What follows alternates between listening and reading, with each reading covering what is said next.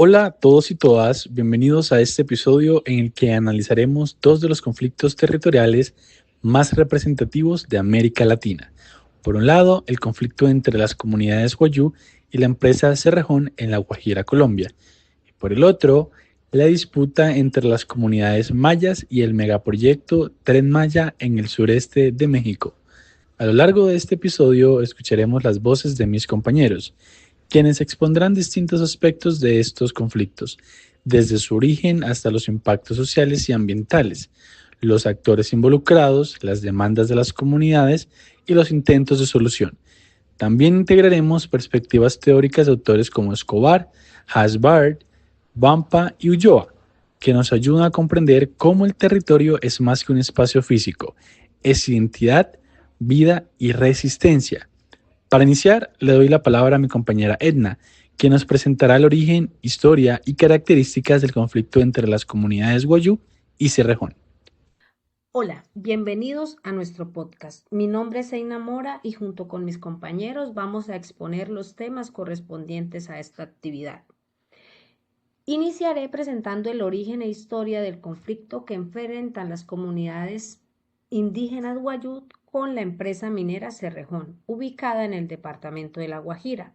Este es uno de los conflictos socioambientales más significativos de Colombia y nos permite reflexionar sobre cómo la minería a gran escala ha transformado un territorio que forma parte fundamental de la identidad, historia y vida de los Wayuu.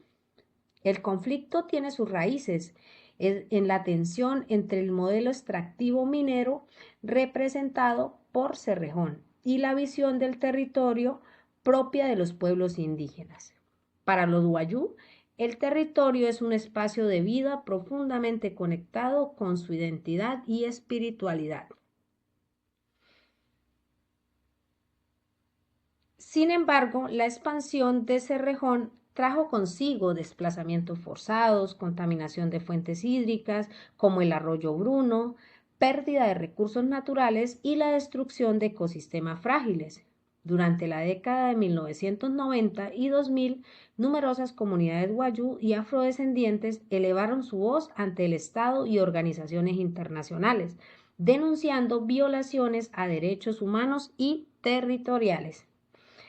La prolongada sequía en La Guajira, sumada a la contaminación del agua, agravó la crisis alimentaria y de salud, afectando especialmente a los niños wayuu.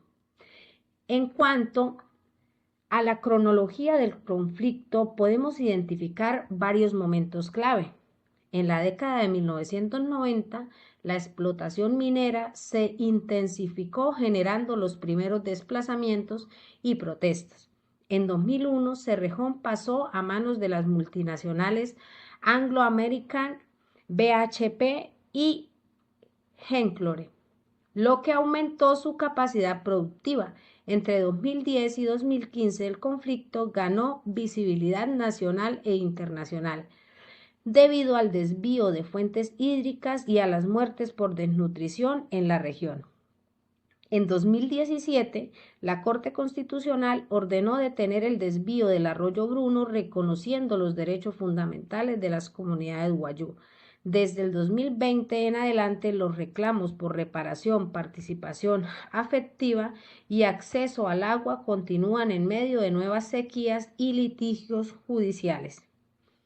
Desde una perspectiva teórica y retomando a Rogerio Aesbars, este conflicto puede entenderse como una lucha por la multiterritorialidad, pues distintos actores otorgan significados diferentes al mismo espacio.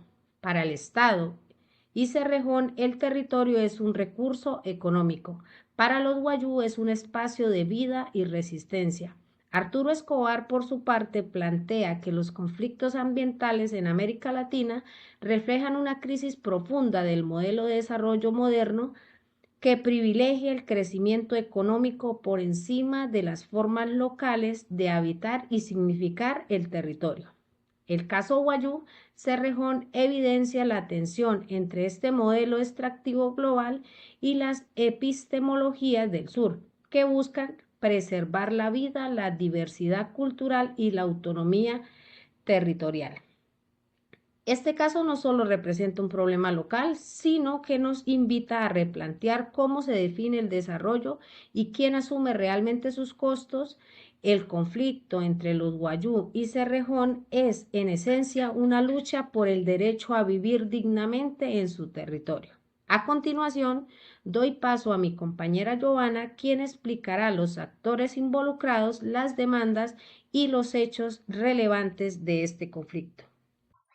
En el conflicto entre las comunidades Wayuu y Cerrejón encontramos una amplia variedad de actores involucrados. En primer lugar están las comunidades indígenas Wayuu y algunas comunidades afrodescendientes de La Guajira, como Roche, Chancleta, Tabaco y Provincial, quienes han sido directamente afectadas por la actividad minera. Como segundo actor está la compañía de carbones del Cerrejón Limited, actualmente perteneciente a la multinacional Glencore, que opera la mina de carbón a cielo abierto más grande de Latinoamérica. También participa el gobierno colombiano a través del Ministerio de Minas y Energía, la Autoridad Nacional de Licencias Ambientales y la Corte Constitucional, que han intervenido en varias ocasiones mediante sentencias a favor de las comunidades. Además de diversas organizaciones no gubernamentales como CINEP, de Justicia, Amnistía Internacional, acompañan las demandas de las comunidades. Entre las demandas principales de los Wayuu se encuentra el acceso al agua potable y la protección de las fuentes hídricas, especialmente del arroyo Bruno, del cual dependen para su subsistencia. También exigen el respeto por el derecho a un ambiente saludable, a la alimentación y a la salud, así como autonomía territorial y el retorno o compensación por las tierras ancestrales afectadas por la minería.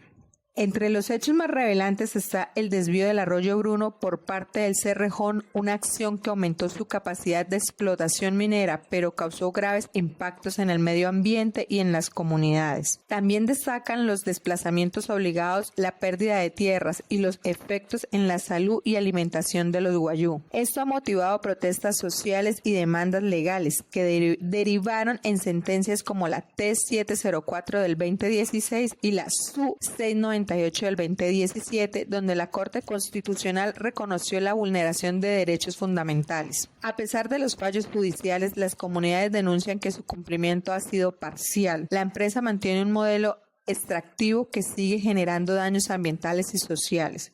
Frente a ello, los Wayuu continúan defendiendo su territorio, apoyados por movimientos feministas y ecoterritoriales. La relación de este caso con los textos del curso es clara. Autoras como Ulloa y Esguampa explican cómo los feministas territoriales y ecoterritoriales muestran la defensa del territorio como defensa de la vida.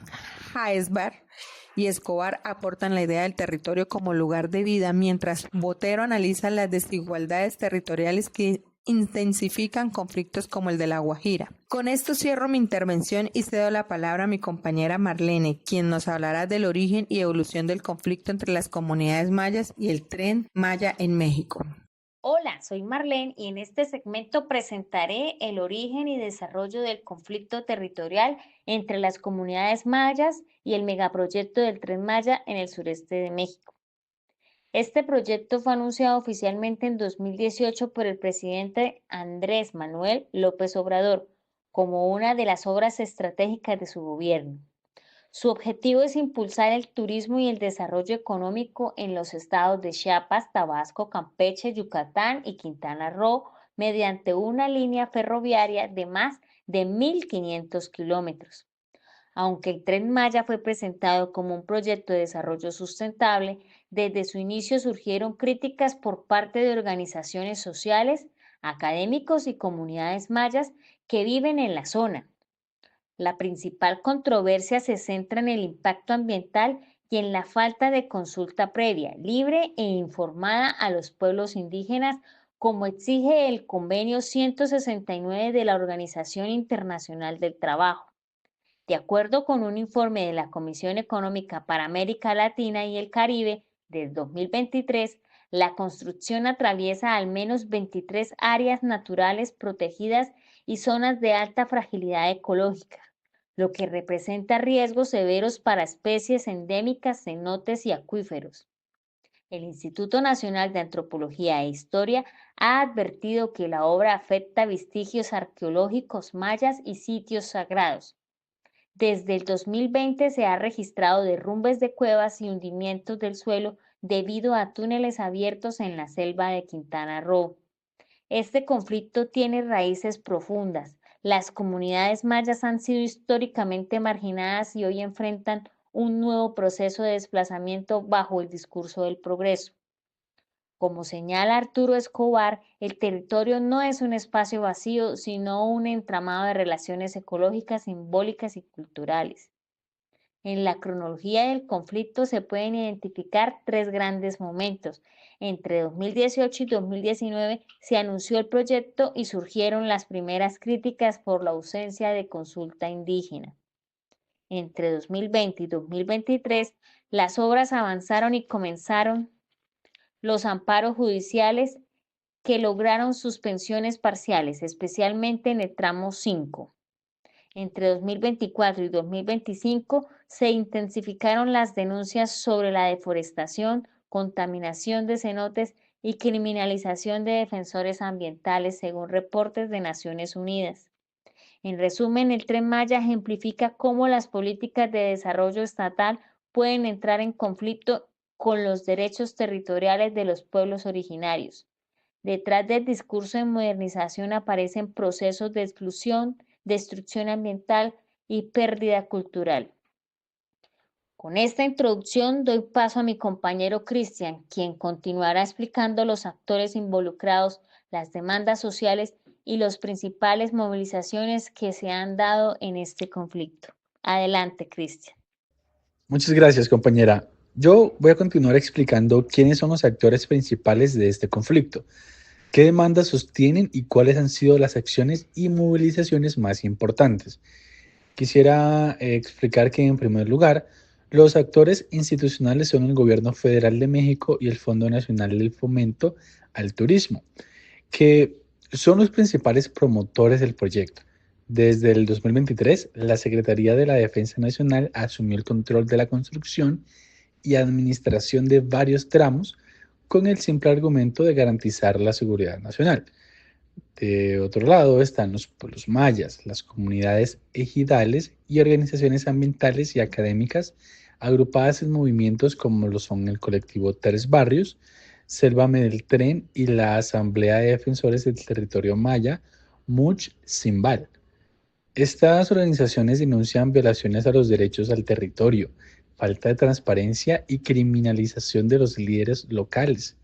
También participan ONGs internacionales como lo son Amnistía Internacional, Greenpeace México y el Centro Mexicano de Derecho Ambiental, que han publicado informes sobre los daños ecológicos y el incumplimiento constante de la normativa ambiental.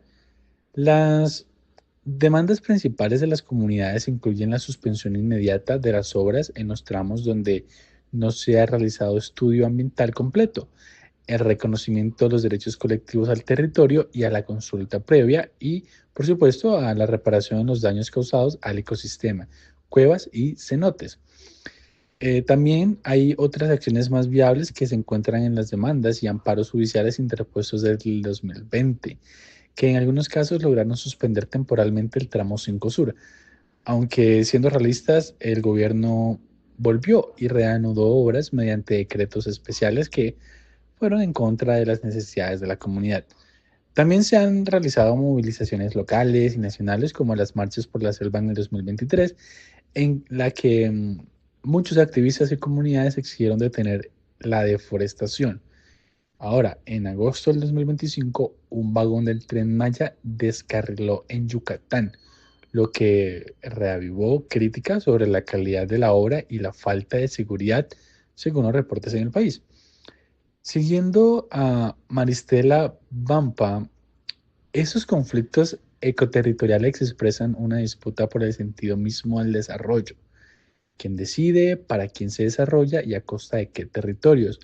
Las perspectivas futuras del conflicto dependen básicamente de abrir espacios reales de diálogo intercultural y poder así fortalecer los mecanismos de participación ciudadana.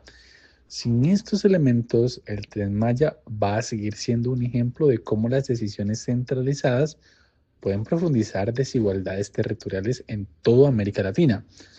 Bueno, y con esto cierro mi análisis y doy paso a nuestro compañero Edward, quien hará una comparación entre el caso mexicano y el caso colombiano de Cerrejón, resaltando similitudes, causas y perspectivas futuras. De acuerdo con los aportes de mis compañeros, me permito presentar algunas similitudes entre los conflictos de las comunidades mayas frente al Tren Maya en México y las comunidades guayú frente a Cerrejón en La Guajira, Colombia. Ambos casos reflejan una lucha constante de los pueblos indígenas por la defensa de sus territorios ancestrales que se ven amenazados por proyectos extractivos o de infraestructura promovidos por los gobiernos y empresas privadas. En México, el gobierno impulsa el Tren Maya con la idea de aumentar el turismo y el desarrollo económico, mientras que en Colombia el Estado respalda la explotación minera del Cerrejón como motor económico. En ambos casos, estas iniciativas generan graves daños ambientales y sociales. La contaminación del medio ambiente, la pérdida de fuentes hídricas y el desplazamiento de las comunidades afectan especialmente a niños, niñas y mujeres indígenas, quienes no tienen responsabilidad en estos conflictos. El Tren Maya atraviesa al menos 23 áreas naturales protegidas y zonas ecológicamente frágiles. De forma similar, en La Guajira, los territorios guayú han sido afectados por la explotación minera del Cerrejón, provocando contaminación del agua, destrucción de ecosistemas y pérdida de acceso a recursos vitales. Tanto los mayas como los guayú enfrentan procesos de despojo, marginación y desplazamiento en desplazamiento territorial. Una gran similitud es la histórica marginación de estos pueblos indígenas. En los dos casos existe movilización locales y nacionales, así como organizaciones que dicen protegerlos, aunque no siempre cumplen efectivamente su misión. Estos conflictos muestran la desigualdad en la capacidad de las comunidades para defender sus derechos frente al poder económico y político. En cuanto a las causas y efectos, ambos conflictos surgen del deseo de los gobiernos de avanzar en modelos económicos extractivos o de infraestructura sin considerar plenamente las afectaciones humanas, culturales y ambientales.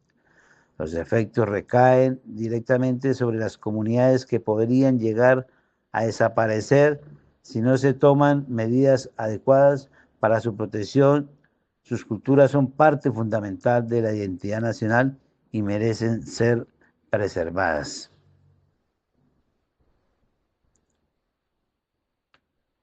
Respecto a los intentos de solución, existen múltiples procesos jurídicos y organizaciones de defensores que intentan proteger a estas comunidades. Sin embargo, a pesar de las acciones legales, las empresas multinacionales y los gobiernos suelen mantener el control, lo que hace difícil tener las actividades que afectan los territorios indígenas. La transparencia y el cumplimiento de los compromisos siguen siendo insuficientes.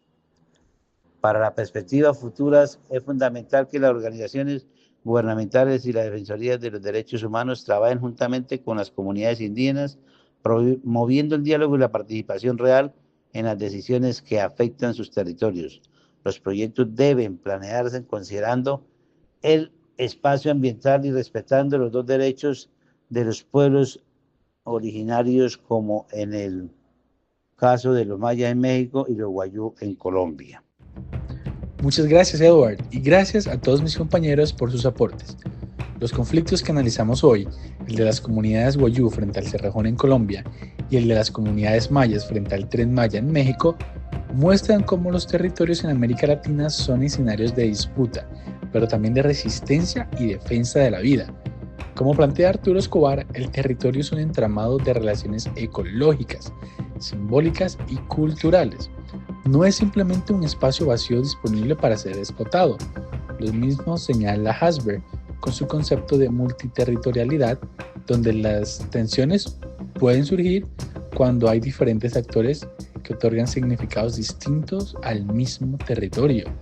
Finalmente, Vampa nos recuerda que los conflictos ecoterritoriales no solo son disputas por recursos, sino luchas por el sentido del desarrollo y por la posibilidad de vivir con dignidad. Esperamos que este episodio contribuya a reflexionar sobre el poder, los territorios y la justicia ambiental en toda nuestra región latinoamericana. Muchas gracias por escucharnos y hasta un próximo análisis.